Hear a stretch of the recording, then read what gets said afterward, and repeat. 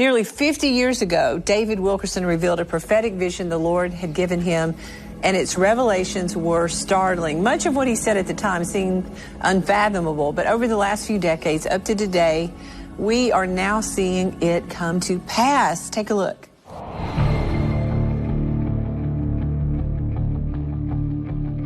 I saw a vision so frightening it staggered my mind. Worldwide recession caused by economic confusion.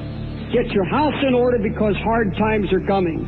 I saw nature having labor pains. Worldwide disasters that we're witnessing right now, which are going to become more and more frequent and more intense the closer we get to the birth of the kingdom of God. Tornadoes, hailstorms, floods, and hurricanes are going to pound the earth with such intensity and violence that all of mankind is going to have to admit the world is under supernatural siege. I see the prophecy of Nahum coming to pass in the very near future. God said, I'll pour abominable filth upon you.